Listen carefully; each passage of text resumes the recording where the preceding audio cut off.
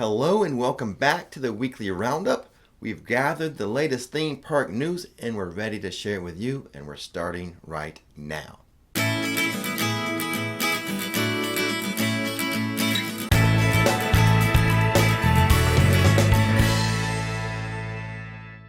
Before we get to the news, actually, look who we have back in studio today. Hey y'all, I'm back. How you doing, Nikki? Does anybody know who I am anymore? Oh, actually, my wife, Nikki. I know, right? The beauty and the brains of RixFlix is back. That's why it's been a bit bumpy lately. It has been. Ain't a lie. That ain't a lie. Nah, I'm just kidding. Well, the thing is, it's been a rough September, like at your work. Yes. You know, school started, and then you had like one of your teammates like went on maternity leave. Right. And other like staffing issues and all types of stuff. So you've been busy. Yes. I could have used your help.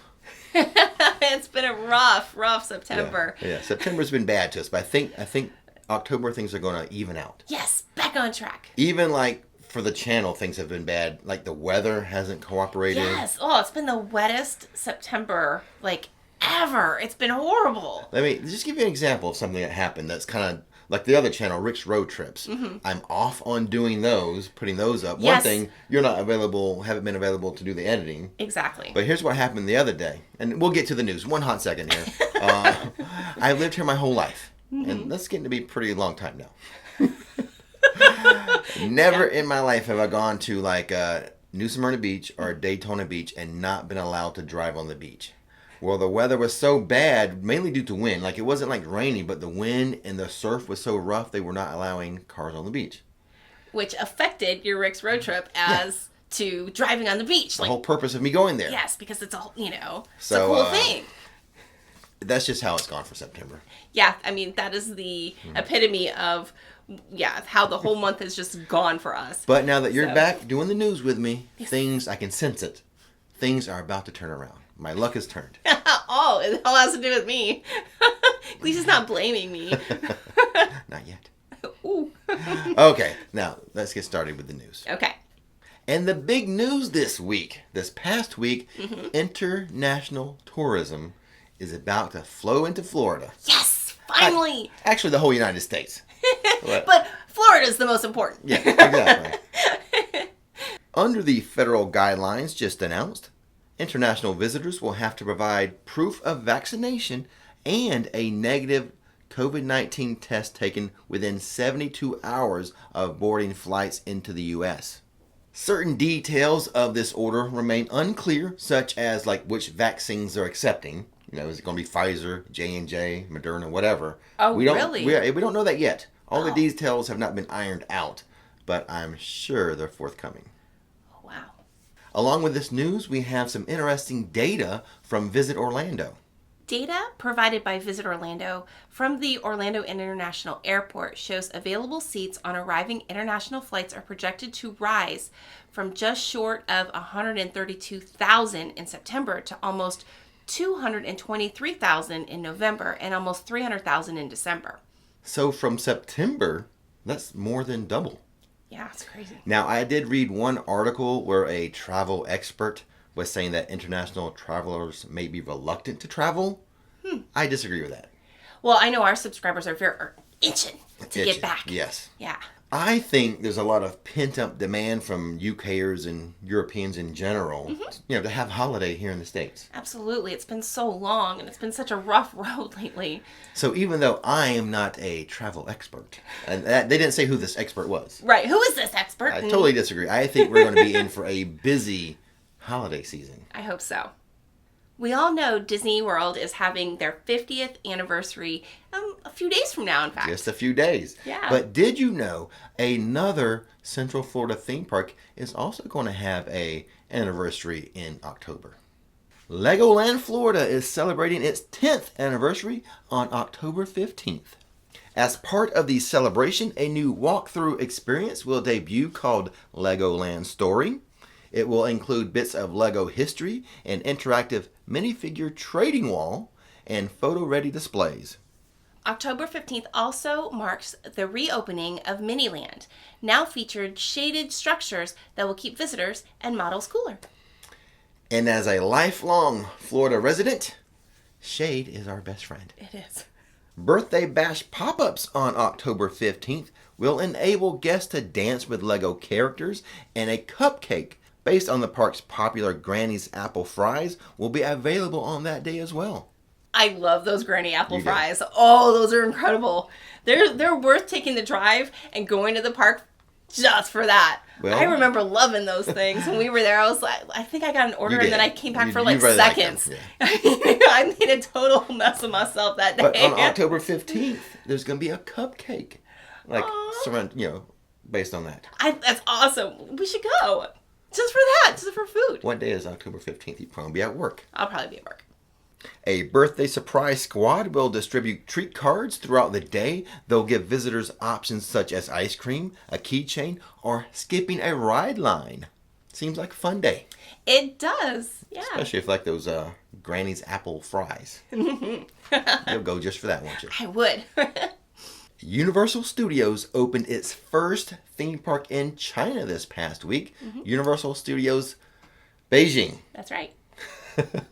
That would make like 5 international theme parks for them, 3 in Asia. So that including Beijing, right. You have to include Singapore and Japan. So very international now. Now the new Beijing theme park, they're going to have like rides and attractions and areas dedicated to like Jurassic Park, Despicable Me, the little minions and everything, and of course Harry Potter. Over at Disney's Animal Kingdom, demolition has started on the Primeval Whirl attraction. It has, which is sad because a lot of great family memories, especially when the girls were little, on that ride. Yeah, definitely. I have some very fond memories of taking them on that little kind of mini roller coaster that kind of like spun and stuff. So a lot of fun for little kids. Yeah, exactly. So I'm a little sad to see it go, but I'm excited to see like what Disney has planned next. Now they really haven't announced anything yet. No, but we are excited to see what they come up with. Yeah. At Disney's Epcot, some news. Harmonious, that new nighttime show, it's scheduled to officially open on October 1st, but they're going to like have like a soft opening a couple days prior on the 29th. And the 30th. Yes. Now, it's supposed to happen at 9 o'clock right as the park closes. Exactly. Now, when it officially opens on October 1st, the show's going to be at 9:45, I think. Okay. When the park closes at 10. Okay. But the first night that it's going to be available for like guests will be September 29th at 9 p.m. closing time. Should we do a live stream? I think so. I mean, I think it'd be nice. I think it'd be cool to show how all of those massive structures are finally being put to use. Yeah, I have to think about that. I could do an edited vlog, or I could do the live stream. Right. Let us know. What do you guys think? Yeah, leave a comment. Help me make up my mind. Exactly. Because I'm on the fence right now. Get me off the fence. Sometimes I'm on the ledge. Just push him. Push him off the fence. In more kind of soft launching news, the Walt Disney World Early Park Admission, that's going to soft launch on September 26th.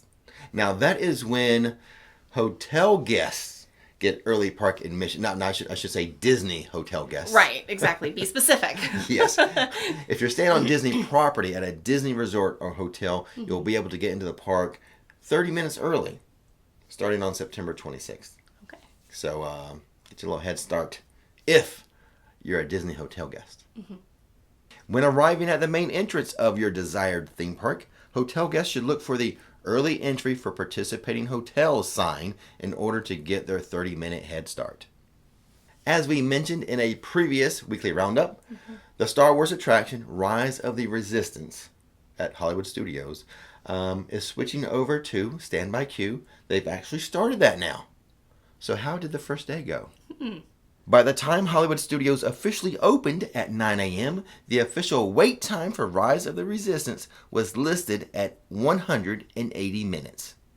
Within a few hours, the listed wait time had dropped to 75 minutes. Now, elsewhere throughout the park, most of the other attractions were at or below a 30-minute wait. Now, I am interested in trying this out for myself. Okay. I hope to do this within a week or two. And I think based on that information, it might be better not to rope drop it. Might be better just to try to catch it late in the afternoon. I'll think about this and decide which approach I want to take. Okay. But I'll go to Hollywood Studios and test this out.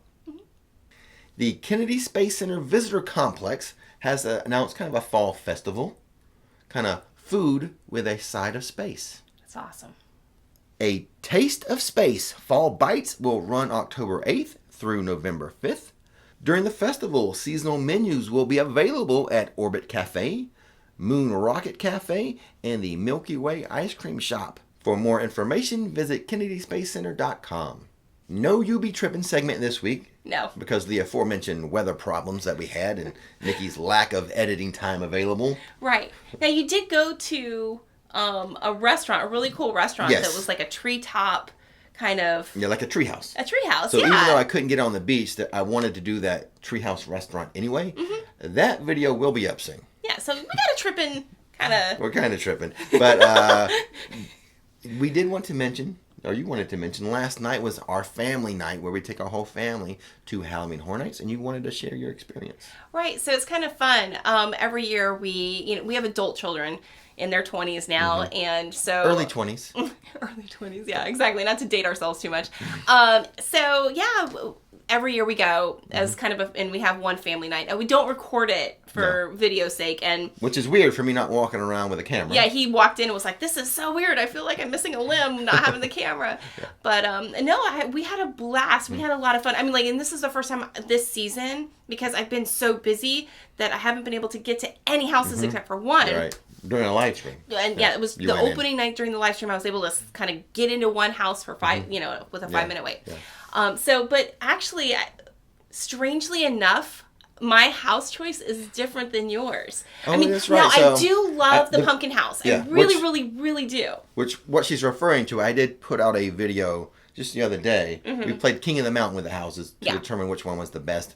For me, in that video, Wicked Growth won, but you say you have something different. Well, I love Wicked Growth, don't get me wrong. Yeah. But I think I got more scares last night at the Bride house. The Bride, you did? Yes. That was scary for you. Yeah, that was an awesome house. Like, I totally enjoyed that Bride house last night. I think that was, like, of that particular night, that was the one I enjoyed the most. Really? And that was a repeat house from last year. Sort of. Yeah. I mean, yeah, it really was, but isn't that funny? And then I Hill really... House. Well... I liked Hill House. I liked the Tall Man in the Hill House. I thought that because there was 2 elements that was like awesome in that house. And then I really liked Puppet Theater. Like that one was a fun house to just like look at. The staging in Puppet Theater was fantastic. Yeah. So I totally agree with you that King of the Mountain should be the Wicked Growth house, but there are so many other like great elements. And then I was talking last night with Caitlin, because my oldest daughter Caitlin is just like me. We scream at everything. So much more fun with you guys. Oh my god, we are fraidy cats. Like, it's insane. I'm like, the people around us are either like holding their ears or laughing at us. So yeah, we're those people going through a house. But so we had like a blast. Oh, what's my train of thought? Oh, well, let me pick it up. Okay. What was I thinking? So I had done the RIP tour. That Yes. video is to come. Again, that's one of the things where the weather screwed it up. Yeah, the So weather I have to screwed it up. rethink how I'm doing that whole video. Exactly. It's going to end up being a studio video in here. Right. And I can put up B-roll of what happened. It won't be like a follow me around video, Right. which I had planned to do. But so I went through the RIP tour by myself. Don't be jealous. I'm totally jealous. Oh my god, this is the one thing I've been wanting to do. But then last night was the first night I was able to go through houses with you. Right. They are so much more fun with Nikki. Oh, no, I remember. Oh, well, thank you. I told you I'd get back on Yes, exactly. So the thing that I like the most is like not every house has to be super scary, because honestly, like I mean, it's too intense if you're hitting every house and every house is like really, really scary. So there's some houses like Beetlejuice and Puppet Theater. And what was... Well, you screamed a lot in Puppet Theater. They got me a couple of good times. They did. Legendary Truth. So there was like great set pieces in those houses. And we don't want to, do any spoilers or anything, but it's nice to have a balance of an entertaining, fun kind of more relaxed type of house Yeah. to walk through so that I can catch my breath and slow my heart rate. Yeah. But no, it was such a great evening, you know. Yeah, there's only like a couple houses, and I'm not going to name them. Right. You know, I know a lot of team members that are pretty much working in every house, so I don't want to. Yeah. They have house pride. They have. They do it, they're exactly. Like you know. Like Gryffindor and then whatever. Hufflepuffs. They have their own house pride for whatever Exactly. house they're scaring in. Yeah. But overall, another great event. Now, I will say this, though, and I'm happy to have the event. However they have to do it, they have to do it. A lot of plexiglass in some of the houses. And the plexiglass, it does distract because you see that, and then you know that is a potential scare, so you're on alert. Right. And so it was kind of funny because you're like, okay, you're preparing me ahead of time to when going through Texas Chainsaw Massacre. And Scare alert, scare alert. And honestly, the plexiglass gave it away every time. The house was too well lit. The light was reflecting off of the screen and the plexiglass. And, you know, no offense to those who work in there, but that one, it distracted. Yeah. You know, I don't want to offend anybody. And that one did well when we played like King of the Mountain. And some of that was based on I knew you would really be scared in that house because of the chainsaws and Leatherface. Yeah, but but I didn't know you would be so distracted with the vinyl and the plexiglass. Yeah, it was weird because, you know, I was expecting it to be like scary and maybe I built it up in my head more than I probably should have. I built it up. And maybe I was just missing the scares, but I did notice in that house in particular that the plexiglass and the vinyl was more distracting in that one than any other house. Any other house I didn't care. I didn't notice it. But in that one I did. Yeah. And that's the other thing. I don't mean to interrupt you. No. That was the other thing about Wicked Growth was that I loved how kind of aggressive more lunge that they scares. Were. Yes, exactly. Where they were reaching their arm out and stuff. I was like, oh, that's awesome. Yeah. Yeah, so that was one of the best parts I thought too about Wicked Growth, that they were, you know, they got to really, be a little bit lunge more aggressive and exactly. There's a lot less like vinyl and plexiglass to hold them back. Yeah. So. Yeah, and it was creative overall, too. Yeah, exactly. But overall, a lot of fun. Yeah. Happy to have it back and everything. So. Yeah, and the fuel show, I finally got to see that because when we did the live stream, I got to see the lagoon show. Yes. So I finally got to see the fuel one, and those illusions blew my mind, and you know it was great. I enjoyed it. Good show. Yeah, it was a pretty good show. I miss Bill and Ted. Yeah, and of stuff. course, always. Yeah, exactly. But I mean, it was good. It was a very fun evening. I had a blast. For my first night for HHN to actually be like family night was great. Yeah. So anyway, sorry, we kind of go off on a tangent. Yeah, she's all excited for HHN. It was super fun. But before we get to questions and answers, let me welcome some new Flixsters. Oh yeah. All right, so let me see. You can help me with some names, maybe. Oh, he doesn't prepare me ahead of time for these. We had a couple new producers this week. Damian Guyton as a producer. EJ Lloyd as a producer. And then a new supporter. Nadia Alvarado? Yeah, it's the last name that was going to get me, so that's why I have you here. And now, Nikki's back asking questions. All right, there's 6 of them. As so submitted by other people. So if you want to submit a question, visit my RixFlix.com. Scroll all the way down to the bottom of the home page. Little box there. Submit a question. Perfect. Here's this week's. All right, number 1 is from Crystal. Hello, I was wondering if I can still do mobile order in Universal since the icon is still showing up on the app, or is it gone altogether?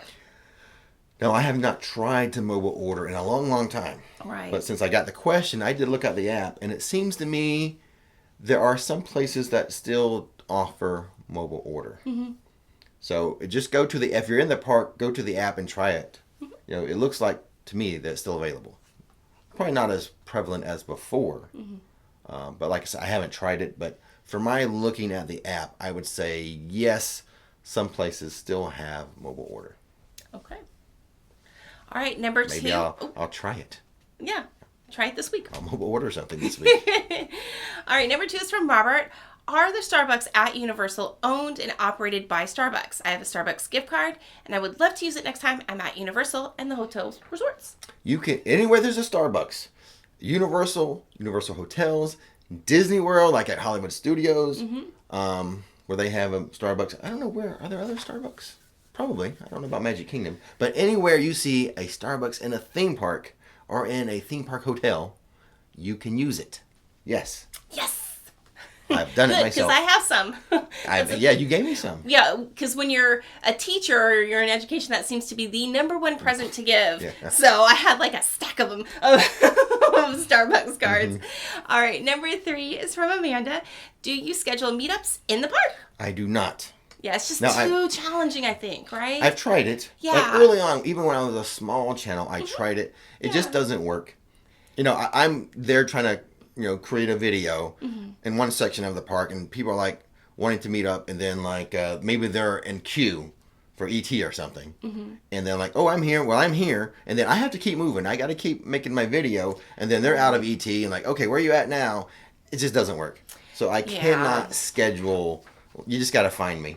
Yeah, sadly, that's just how it's kind of had to evolve. But if you follow live streams and it's easy to track me down. Exactly. And then sometimes you haven't been doing this too much lately with your Instagram stories, is that like usually if I'm with him, you can follow our Instagram story to figure out kind of where we're at a certain time. The route we're taking. Yeah, I haven't done that. When I'm by myself, I don't do that as much. I'm more focused on like creating the video. I need to get back to kind of doing that with IG. Yeah, and it's a lot for one person. It is. So yeah, with the Instagram, we kind of treat it like we're creating a story, a path of of the parks as well. So yeah, it's kind of changed a bit. All right, number 4 is from. I love this name.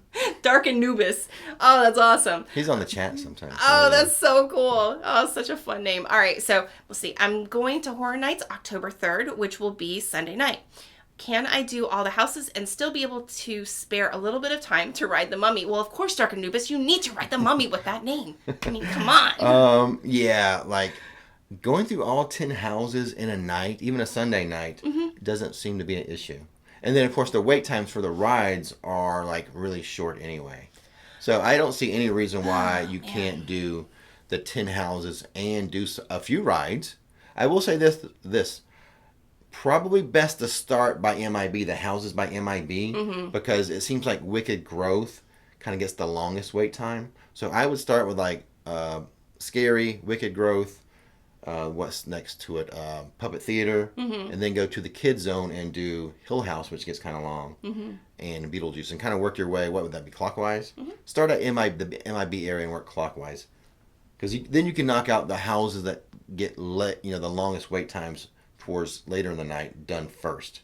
Right. Now, I don't know. Because we were walking around a lot of times and it was like 25 minutes. Yeah, and that was like on a Friday night. Now, granted, the later it gets in the evening, the longer the lines get. I think the longest line we saw was like 75, maybe? Yeah, and that was for Wicked Growth. Yeah. So go start at Wicked Growth. And or that MIB area. And I don't know if you have the Scream Early or if, you have like an annual pass, but the earlier you start the houses, the better you're going to be. Yeah, More likely you'll get through it all. All the houses and a few rides, I believe. Yes. Okay. Next one, number 5 is from Becca. Hi, Rick and Nikki. For off-site hotels and resorts around Disney and Universal, how early for off-site guests to get to the parks, to get into the parks?